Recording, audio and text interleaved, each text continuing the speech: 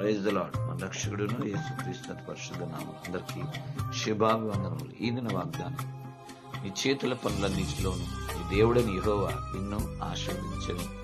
ద్వితీయోపదేశకాండము 2వ అధ్యాయం 7వ వచనం.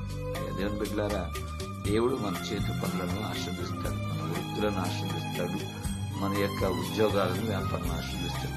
ఆయన ముందు భయభక్తులు కలిగి ఉన్నప్పుడు ఖచ్చితంగా మనల్ని ఆశీర్వదిస్తాడు. కాబట్టి ఈరోజు దేవుడి వాగ్దానం మన జీవితంలో నెరవేరును గాక. ఆమేన్.